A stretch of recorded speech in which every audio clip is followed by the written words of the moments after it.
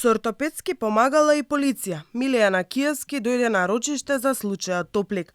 И покрај тоа што Јана Кијевски доставил медицинска белешка дека не може да присуствува на рочиштата до 7 февруари, бидејќи има повреда на ногата и има хируршка интервенција, по наредба на судијата Осман Шабани, екс-министерот за транспорт беше спроведен до Скопскиот кривичен суд од полицијата. Одбраната на Јана Кијевски на почетокот на судењето побара од судијата Шабани барем да го праша обвинетиот дали се чувствува добро со оглед дека тој седи во средина од судницата со испружена нога поради повредата. Судијата Шабани на тоа одговори, штом го спровеле, значи е способен.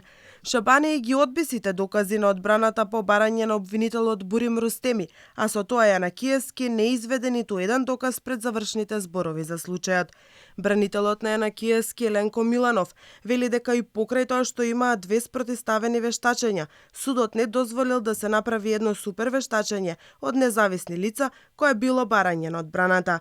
За адвокатот обвинителството сака да докаже дека има материјална штета, што е изразена во законска затезна камата и не може да се смета како штета. Економското вештачење кое што е направено во ова, но не излезе на виделина, е дека со скратувањето на рокот за исплата на таа камата, со евентуалното користење на благајнички записи или кредити од страна на државата за овие средства кои што ги користи во тој период, износот кој што државата би требало да го плати за обезбедување на средства во буџетот, наместо да ги користи овие средства, е повисока од она што е исплатена како законска затезна камата со вака скратениот рок.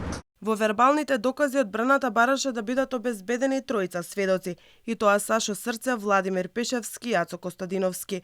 Во образложението судијата Шабани рече дека не може да бидат прифатени дополненијата на доказите на Јана Кијевски, бидејќи тие веќе се користеле во главната расправа и од нив не произлегуваат нови околности. Завршните зборови за случајот Топлик се закажани за 9 февруари.